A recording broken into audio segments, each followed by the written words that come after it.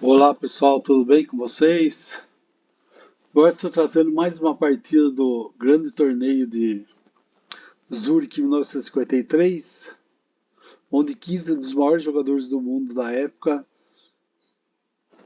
estão fazendo, entre aspas, um torneio de candidato para ver quem vai enfrentar o campeão mundial da época, o Broinstein. O Broinstein não, desculpa, o Butvinnik. Então essa partida, olha, das partidas que eu olhei até agora, acho que eu publiquei umas 10 partidas, do que eu publiquei até agora, nenhuma teve uma precisão tão alta como essa partida que eu vou mostrar para vocês. Do Najdorf, o polonês radicado na Argentina, e do Stauberg, que é suíço. Vamos lá. É uma partida que foi jogada do gambito da dama recusado, como em várias partidas. Vamos lá, o Najdorf está de branco, o Stauberg está de negras. D4, cavalo F6, C4, E6, cavalo C3, D5, bispo G5, cravou cavalo, bispo E7, descravou E3, cavalo de BD7, um cavalo protegendo o outro. Eu gosto muito dessa posição. Cavalo F3, roque, torre C1. A torre ele mudou para C1 para aqui. Já vai ser uma coluna que possivelmente vai ser aberta, total vai ser semi-aberta. Então ele já quer, o Najdorf já começa a ocupar. C6, bispo D3, D por C4, bispo por C4. Cavalo D5, bispo por E7, bispo por bispo, né? Dama por bispo. Essa partida tem um interesse fundamental histórico da época, porque ela foi empregada em muitas partidas, o capa branca contra o Alekhine pelo título mundial. E a maioria delas terminou em empate após lutas posicionais de ambos os lados. De qualquer forma, as pretas não conseguiram ganhar um único jogo. Essas defesas que não possuem contra-ataque são desprezadas no atual estilo de jogo. Mas vamos lá, vamos continuar. E4, cavalo E4, E5. Aqui tem uma variante muito interessante, que seria o que seria depois cavalo E4, o cavalo de D5 vai para F6. Daí o cavalo volta para G3, que é bem característica esses dois cavalos na F e na G3 das brancas, né? E a dama vem dar cheque aqui, atacar o peãozinho. Que é fácil defender, né? Mas seria melhor, mas vamos lá. Roque, fez roque.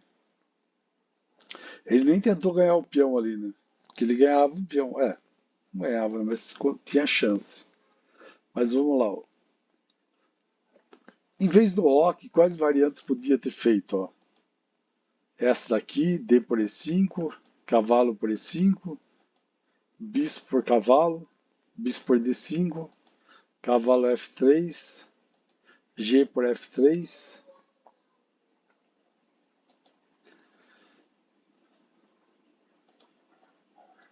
Peão por bispo, dama por peão.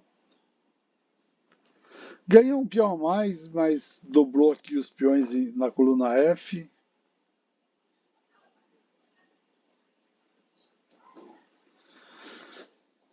O rei branco está no centro. Mas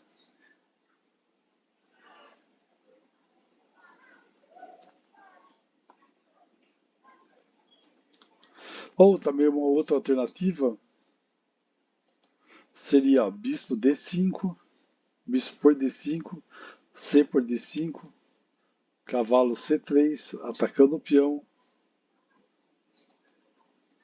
e E4. Mas tava bom para as negras, né? Ficou bom para as negras. Porque não dava para ir, porque a dama D6, tchau, vai perder uma peça. Mas vamos lá como continuar a partida. Roque, E por D4, dama por D4, cavalo B6, bispo B3, não quer perder o bispinho, bispo G4, cavou cavalo,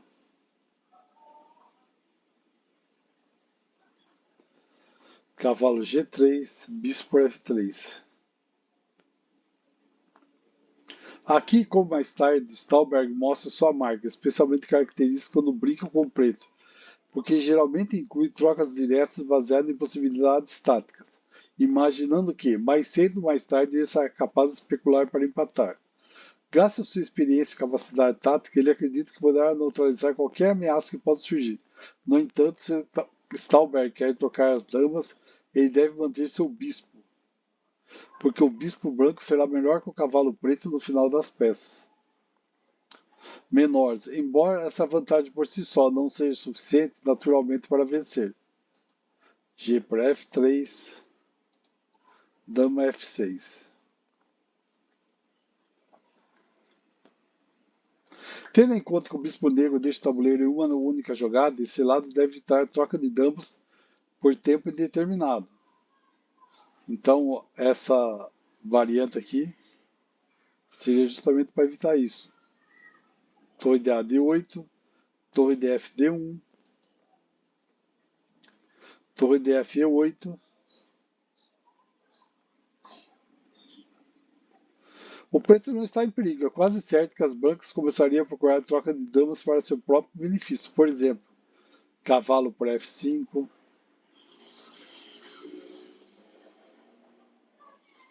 dama G5 cheque, rei G4, e agora rei por G4. E daí o peãozinho descravava, né? Não seria uma boa, né? Mas vamos lá, vamos continuar a partida. Dama para F6, cavalo para F6. Dama F5, torre de AD8, torre de FD1, não quer dar moleza na coluna. Cavalo C8. É melhor retornar com outro cavalo a D5. Ó, esse lance aqui seria muito voltável no D5. Porque se vir D4,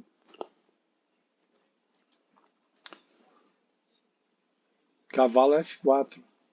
O cavalo ficaria instalado num lugar muito interessante. Praticamente não tem como tirar o cavalo daí, né? O bispo não dá. O outro cavalo vai ter que fazer uma turnê aí para conseguir tirar esse cavalo. Esse cavalo fica forte aí, né? Mas Naidorf vai dar um jeitinho. Vamos continuar. Cavalo C8. Rei F1, ele começa a trazer o rei dele. Torre F8. Rei E2. Para quê? Trazer o rei para um lugar seguro. Porque aqui tem uma coluna aberta G bem em cima do rei que podia permitir no futuro a entrada de peças. Mas vamos lá. Rei F8, ele começa a fazer o rei. Torre por D8, torre por D8.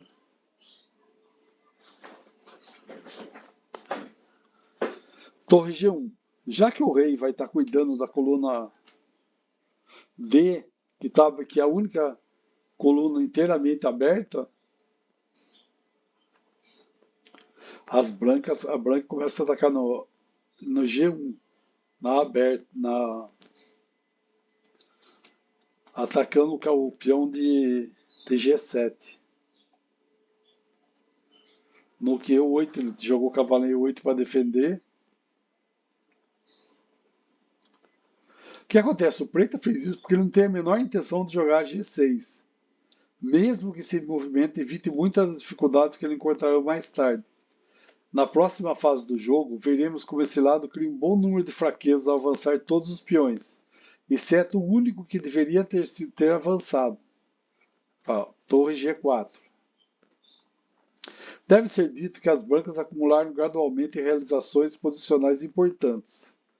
Seu rei se aproximou do centro.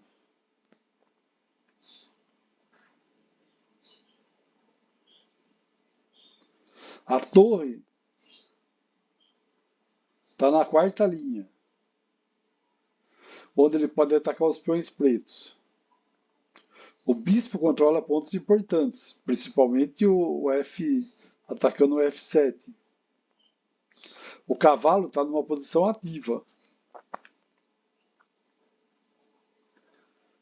Stauberg, como é habitual dele, acredita na força defensiva intrínseca de sua posição e na sua intuição tática para expelir o perigo, enquanto Najdorf luta contínua e incansavelmente para danificar a posição oposta.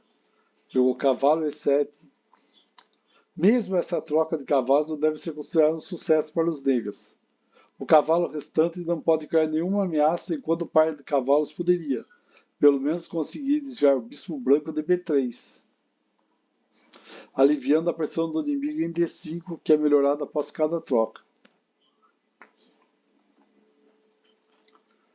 Agora, por que as negras deveriam ter jogado G6 naquela hora? Nuke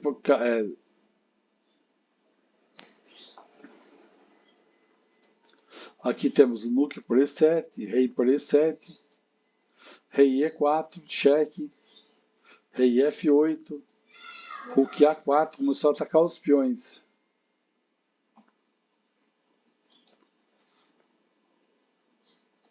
A6 avançou, Rook F4 voltou a pressionar, F6 avançou.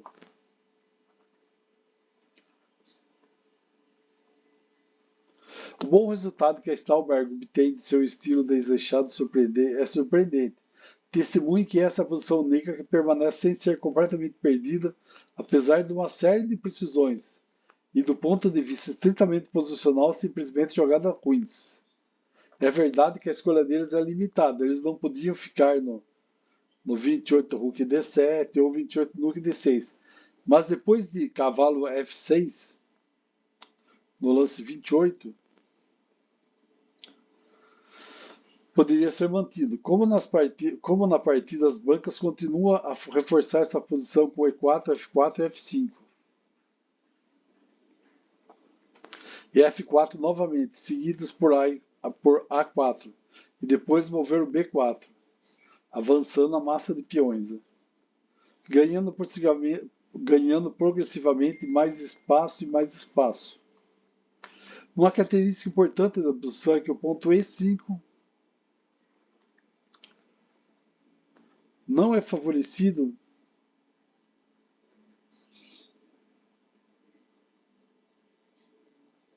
não é enfraquecido após o avanço de F5. É verdade, né? Porque colocando o branco do segundo peão F, a instalação do cavalo inimigo será evitada. No entanto, esse plano pode encontrar muitas objeções do oponente. Mas agora, depois de 28 F6, preto não pode fazer nada sobre a infeliz fraqueza do E6. É forçado a criar uma segunda fraqueza, G6 com H6, o que facilita consideravelmente o trabalho branco. Lá, torre H4.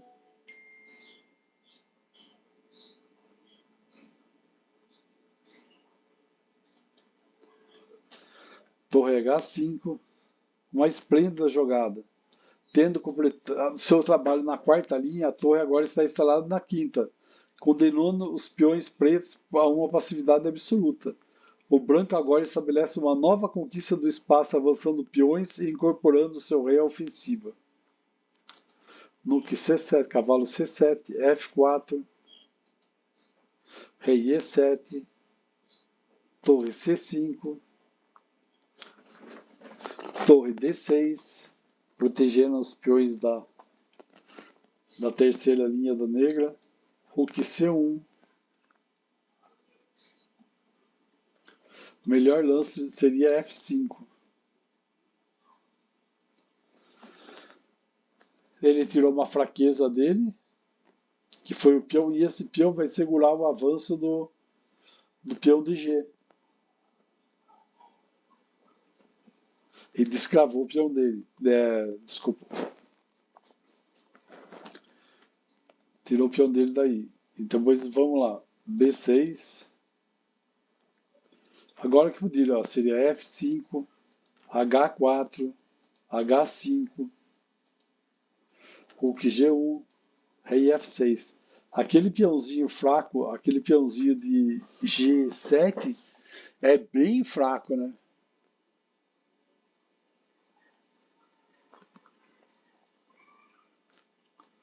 Vamos lá, F5, C5, F4, C6. Esses dois peões da mesma coluna, por incrível que pareça, são peões do centro, vai ajudar bastante as brancas. As negras entendem que estão prestes a perder e elas tentam desviar o bispo a fim de obter algumas casas para o seu cavalo. Mas essa tentativa chega tarde demais. A4. Você só vê Najdorf só cada vez mais tirando as casas onde o cavalo pode sair. B5, bispo C2.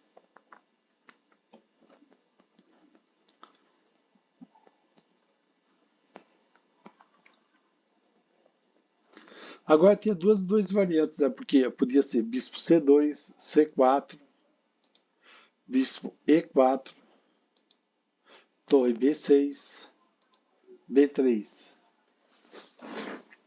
Ou bispo C2, C4, bispo E4, ou torre C5, B4.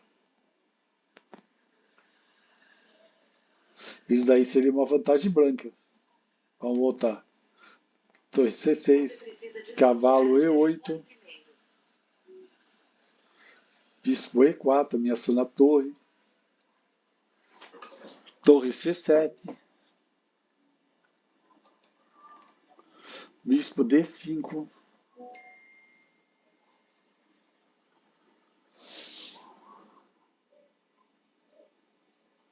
agora o peão D está aberto, né?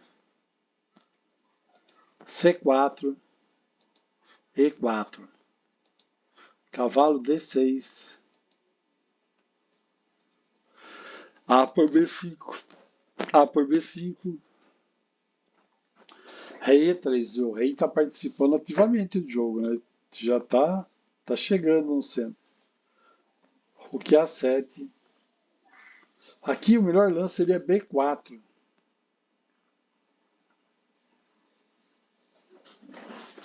Esses peões colgantes ficam fortes aí. Torre G1, atacando o ponto fraco lá, o G7, rei F8, rei D4, torre C7, para não deixar o rei entrar. Torre C1. Se, por exemplo, torre A1, B4, torre de A, E8, cheque, rei E7, rei G8, C3, torre por G7, rei D8, Rook C7, C por B2, bispo A2, torre por C7.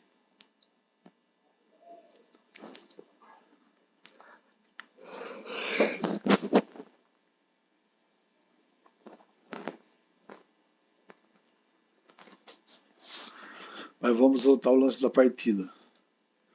Torre C1, bispo D7, torre A1, cavalo C5, torre A8, cheque, rei E7.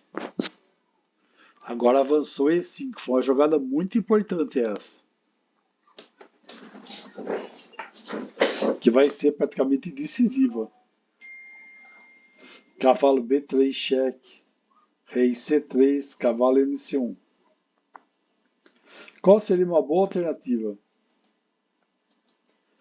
Rook C5, Rook A7, cheque. Rei F8, Rook F7, cheque. King E8, Bispo E6, F por E5, Rook por G7, Cavalo D4, Rei B4, atacando a torre. Cavalo E6, ganhou um peão e ainda defendeu a torre, mas vai perder para o peãozinho. F por E6, com fim de torres, facilmente ganho. Tá bom, realmente tá com muita chance os brancos ganharem. Rei G8, cavalo E2, a torre D7 era melhor, tá?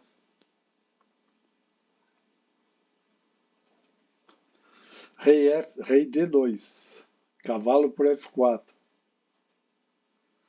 torre por G7, cheque. Rei D8, peão por peão, E por F6, Rook D7, Rook D7, King por D7. Agora está uma posição bem interessante com esses peões dobrados em F5 e F6. Aí acaba praticamente a partida, né?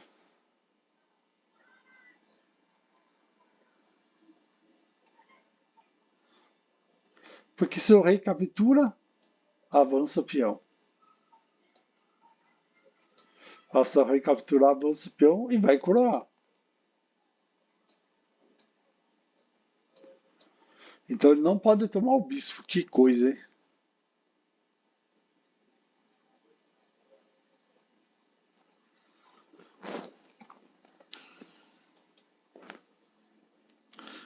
Ele pegou o bispo e tchau, Bal, perdeu. Ele não podia ter pego o bispo, né? Mas ia ser difícil não coroar, né? E aqui não tem saída, né? Cavalo, se jogar aqui que podia ser uma casa. O...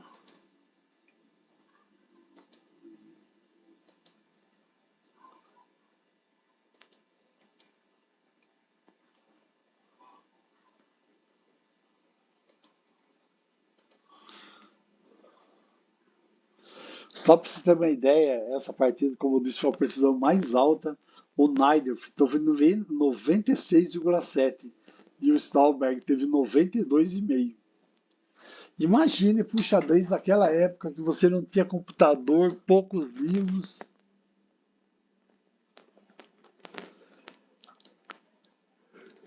E eles têm uma precisão maior do que praticamente o que os jogadores têm hoje. É difícil ter uma precisão tão alta para 56 lances. Foi uma partida muito interessante mesmo. Foi um show de Najdorf. Valeu, pessoal. Muito obrigado. Curta os vídeos, se inscreva no canal, compartilhem, me ajudem para continuar postando vídeos interessantes para vocês. Valeu, muito obrigado.